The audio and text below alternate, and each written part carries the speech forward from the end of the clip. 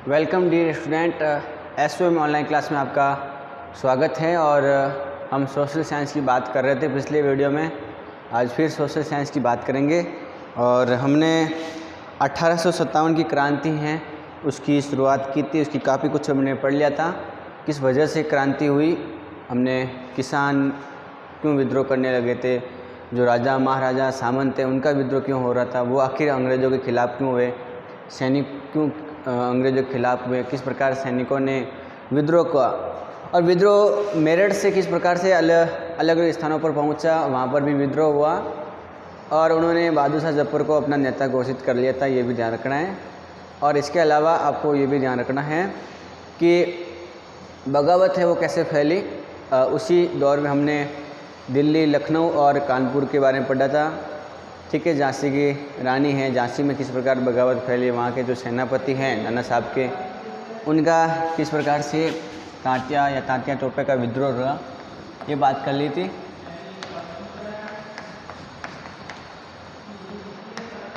तो जो लेसन है पाठ संख्या 5 उसकी बात कर रहे थे, 1857 की क्रांति।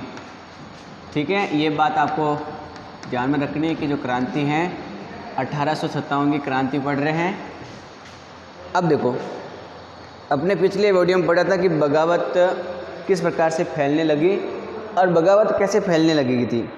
तो बगावत के बारे में पढ़ रहे थे। जो ये बगावत है, जो क्रांति है, वो फैलने लगी किस प्रकार, कैसे, पूरा समझेंगे। इसमें 2-3 चीज़ें अपने पढ़ ली थी कि किस प्रकार से कानपुर के अंदर जो बगावत फैली, कानपुर के अंदर अंग्रेज़ों को बाहर निकाल दिया गया, लखनऊ में वहाँ उनको निकाल दिया गया। इस प्रकार से सारी बात कर ली थी। ठीक है,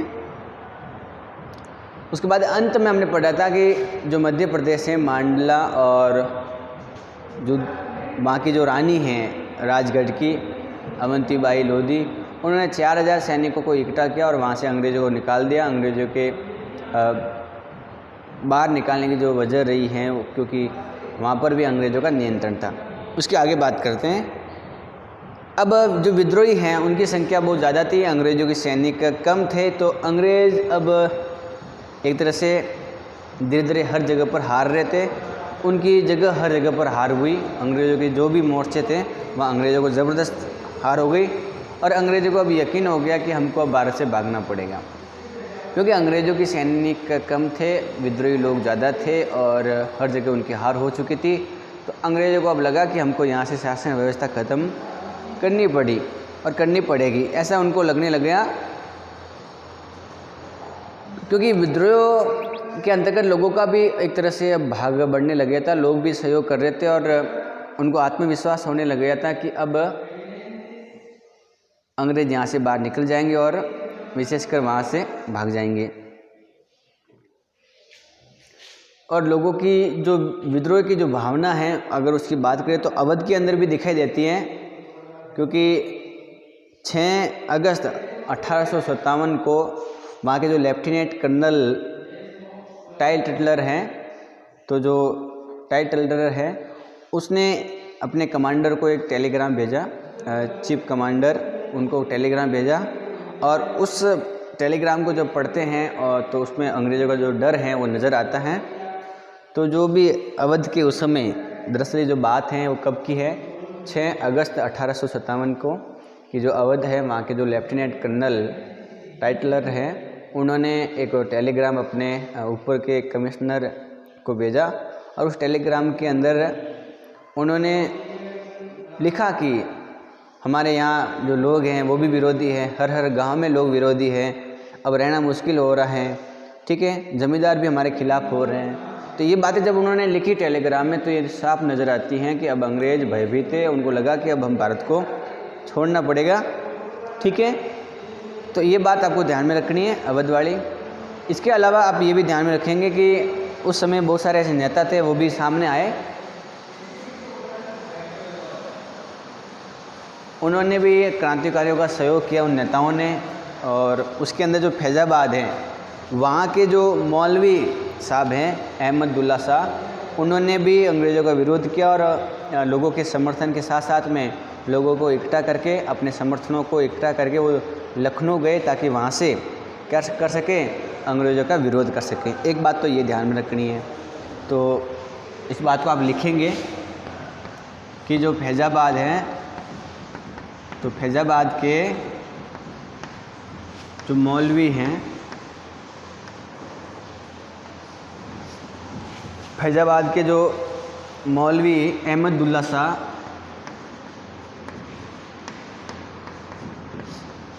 शाह ने भी अंग्रेज़ों का विरोध किया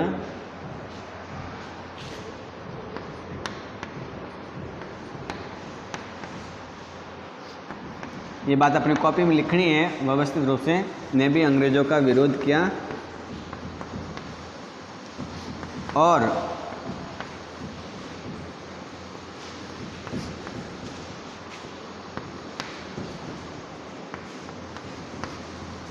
अपने समर्थकों को वहाँ से लखनऊ लेकर गए और वहाँ से विद्रोह करने की योजना बनाई और अपने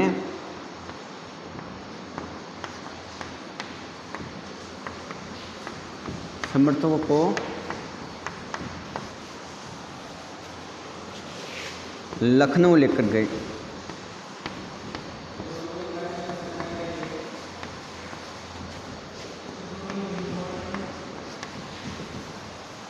ठीक है, तो बगावत किस प्रकार फैली, उसके अंतर्गत जो नेताओं का जो सहयोग है वो अपन पढ़ रहे हैं कि उस समय के जो नेता थे, उसके अंदर फैज़ाबाद के जो मौलवी साहब है अहमदुल्ला शाह, उन्होंने भी विरोध जताया और अपने समर्थकों को इकट्ठा करके वो कहाँ चले गए, वो फिर लखनऊ चले गए विशाल संख्या लेकर, विशाल संख्या को जुटा करके। इसके अलावा दिल्ली के अंदर भी वहाँ के अंग्रेज़ों को साफ करने के लिए, अंग्रेज़ों को भगाने के लिए जो गाजी लोग थे, मतलब जो धर्म योद्धा थे, वो भी इकट्ठे हो गए, ये ध्यान रखना है। तो दिल्ली से अंग्रेज़ों को सफाया करने के लिए गाजी लोग, धर्म योद्धा इकट्ठे हो गए, ये ध्यान रखना है। तो दिल्ली से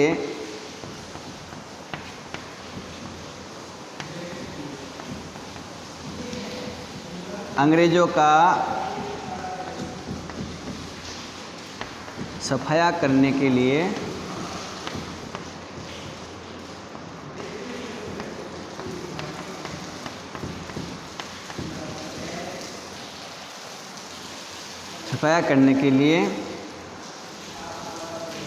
गाजी यानी धर्म योद्धा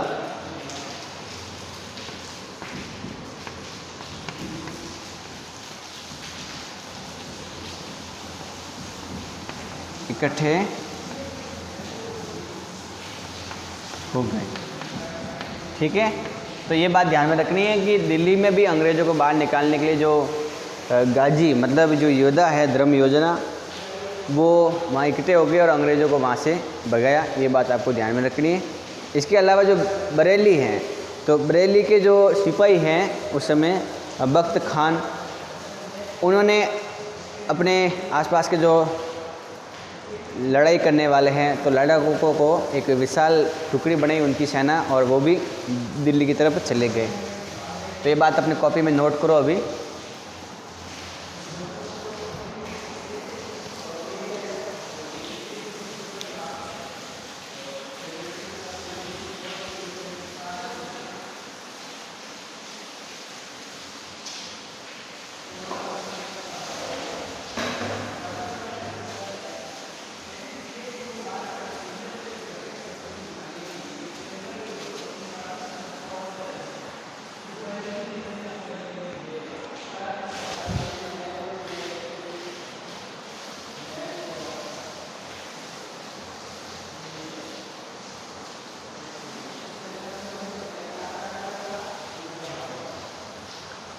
ठीक है, तो इसके अलावा जो बरेली हैं वहाँ की बात करेंगे।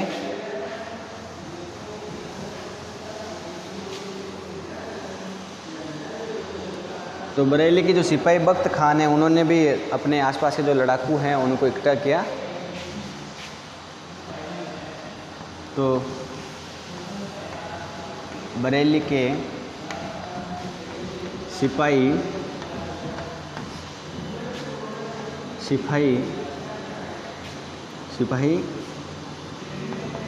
बख्त खान ने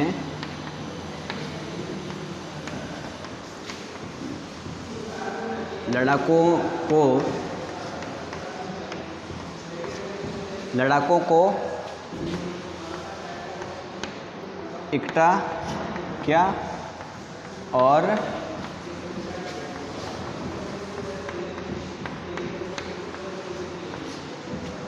दिल्ली की ओर प्रस्थान हो गए। दिल्ली की ओर कूच कर लिया या दिल्ली की ओर चले गए।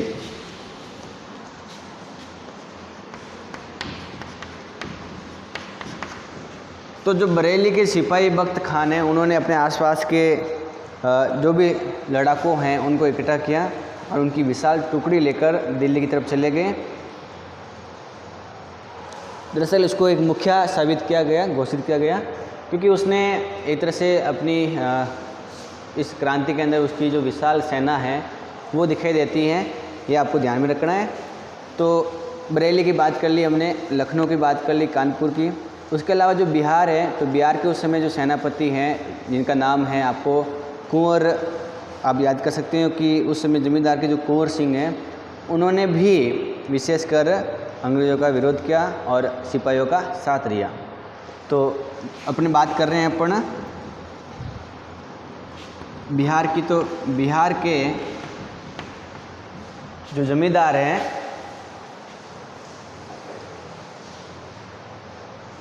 तो बिहार के जो पुराने जमींदार हैं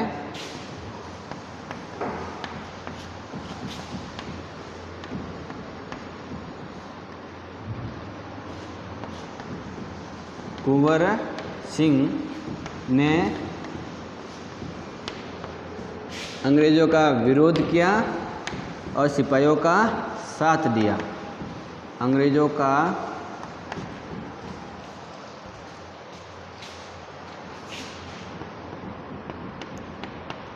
विरोध किया तथा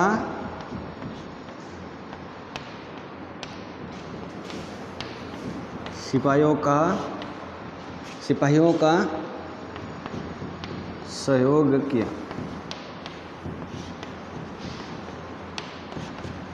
मतलब आपको ये ध्यान रखना है कि बरेली में क्या हुआ, तो आप ध्यान रखेंगे बख्त खान ने भी अपने आसपास के जो लड़ाकू हैं उनको इकट्ठा किया और दिल्ली की ओर चले गए। बिहार के जो पुराने जमींदार थे कुंवर सिंह, उसने भी अंग्रेज़ों का विरोध किया और सिपाहियों का सहयोग किया। तो अपने एक ही जगह ये पढ़ रहे हैं कि किस प्रकार के लोगों ने कहाँ विरोध किया और अंग्रेज़ों के खिलाफ़ हो गए, और जो सिपाही लोग थे उन्होंने किस प्रकार उनको सहयोग मिला, उसकी बात कर रहे हैं। ये जो लड़ाई है 1857 की क्रांति की, वो काफ़ी समय तक चली गई और एक तरह से काफ़ी जगहों पर, काफ़ी इलाकों में जो भी लड़ाई करने वाले हैं नेता लोग हैं वो बिल्कुल अपना सहयोग दे रहे थे, योगदान दे रहे थे और ये लड़ाई आगे बढ़ती गई। तो इस जगहों पर कौन कौन सी जगह पर हमने सारी बात कर ली है, कहाँ किस प्रकार विद्रोह हुआ उसकी भी बात कर ली है। इसके बाद में क्या हुआ कि अंग्रेज़ों ने अपनी जो शासन व्यवस्था है उसके सामने या इन विद्रोह के सामने घुटने नहीं टेके और हिम्मत नहीं आ रही, और फिर अंग्रेज़ों ने भी जवाब दिया। तो आगे पढ़ते हैं कि अंग्रेज़ों ने किस प्रकार जवाब दिया और अंग्रेज़ों ने किस प्रकार इस विद्रोही को या इस क्रांति को रोका, इस क्रांति को कुचल दिया, उसकी बात करते हैं अपन। ठीक है, तो बगावत कैसे फैली ये हमने समझ लिया, किस कारण फैली ये भी समझ लिया। अब अंग्रेज़ों ने क्या किया, क्या अंग्रेज़ों ने कोई प्रतिक्रिया की है, अगर अंग्रेज़ों ने कोई प्रतिक्रिया की है तो किस प्रकार से की है उसकी बात करते हैं। तो कंपनी का पलटवार क्या रहा ये बात करते हैं। ठीक है, अब जो टॉपिक है हमारा कंपनी का पलटवार, उल्टा वापस दोबारा कौन सा वार हुआ, किस प्रकार युद्ध के कंपनी ने हार नहीं मानी, कंपनी ने हिम्मत बिल्कुल नहीं मानी, क्योंकि इतना उलट पुलट हो गया था। अंग्रेज़ों की शासन व्यवस्था एक तरह से ख़त्म होने वाली थी। अंग्रेज़ों ने ठान लिया था कि एक तरह से कि भी अब हम काफ़ी अंग्रेज़ों ने कि भी हम चले जाएंगे, हमारा यहाँ पर अब आगे कुछ नहीं होगा, लेकिन कंपनी को लगा कि भी नहीं, अभी हमारे पास दम है और हम पूरी ताकत लगाएंगे और इस विद्रोह को दबाएंगे, और दबाया भी, ऐसे ही हुआ। ठीक है, तो अंग्रेज़ों ने दबाने के लिए क्या क्या किया? तो अंग्रेज़ों ने इस विद्रोह को दबाने के लिए इंग्लैंड से फौजी मंगवाए। क्या मंगाए? फौजी मंगवाए। तो कंपनी ने विद्रोह को दबाने के लिए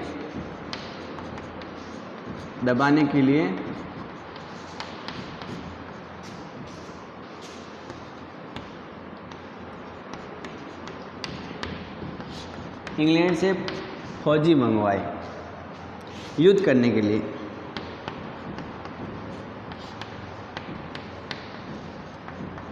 एक बात तो ये ध्यान रखनी है, क्योंकि अब अंग्रेज़ों को लगने लग गया कि भारतीय सैनिक तो हमारा सहयोग नहीं कर रहे हैं, हर तरफ भारतीय लोग हमारे खिलाफ है, हर गांव, हर जगह, हर गली और मोहल्ला, तो फिर हम कैसे अपनी शासन व्यवस्था यहाँ सुचारू रूप से बनाए रखें। तो उनको लगा कि हम अपने देश इंग्लैंड से फौजियों को मंगाएं, और उन्होंने मंगाए। ठीक है, और उसके बाद में विद्रोह को सज़ा देने के लिए जो भी क्रांतिकारी लोग थे, जो विद्रोही लोग थे, जो विरोध कर रहे थे, उनको सज़ा देने के लिए नए नए कानून बनाना शुरू कर दिया, और उनके जो मुख्य केंद्र है वहाँ पर धावा बोल दिया। तो अगली बात जो लिखेंगे कि विद्रोहियों को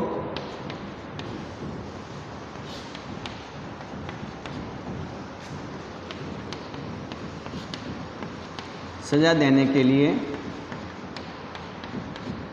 नए कानून बनाए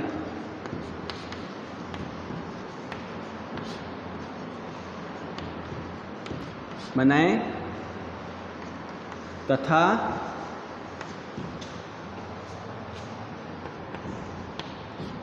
उनके मुख्य केंद्रों पर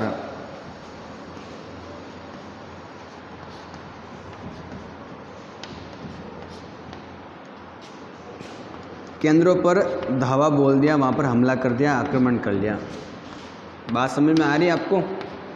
क्रांति किस प्रकार से हुई, कैसे शुरुआत हुई, क्या कारण है वो समझ लिया, कहाँ कहाँ फैले वो समझ लिया।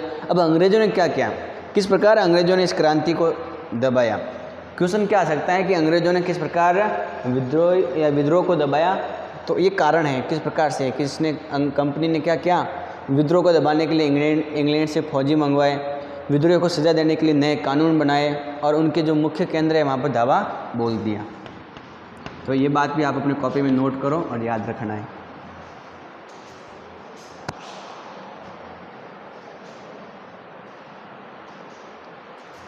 ठीक है, तो इसमें कोई समस्या नहीं होगी और ये बात बिल्कुल सिंपल सी है।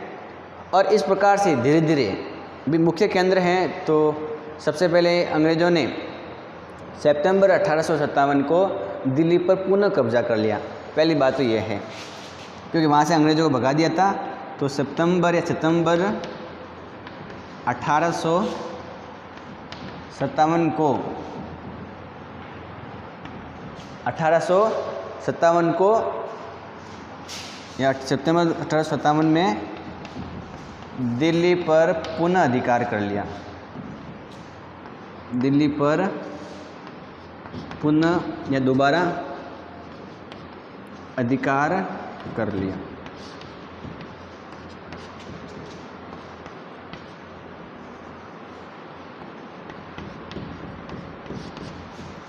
ठीक है, सितंबर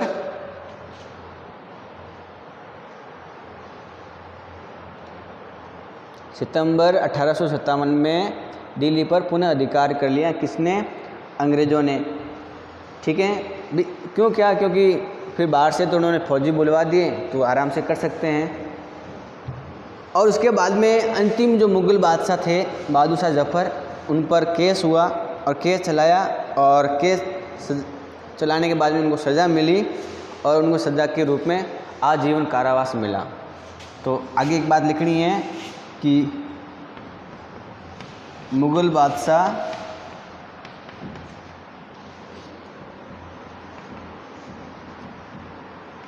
बहादुर शाह जफ़र पर मुकदमा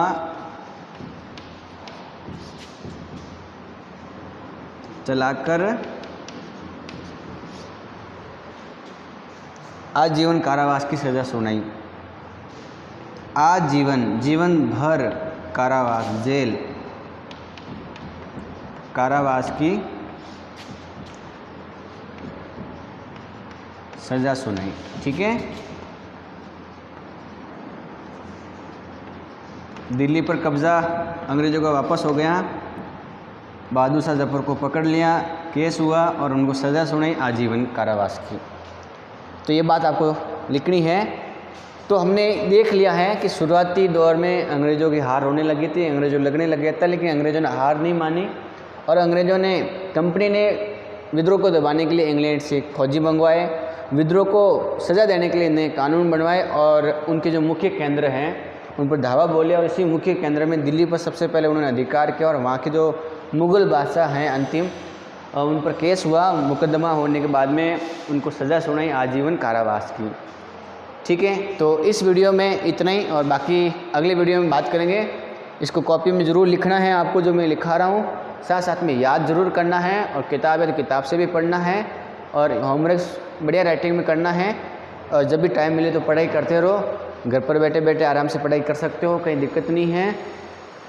तो पढ़ाई में कोई कमी नहीं आनी चाहिए। बाकी अपने खुद का ध्यान रखें और वीडियो को लाइक ज़रूर करें। बाकी पढ़ाई करते रहिए। धन्यवाद।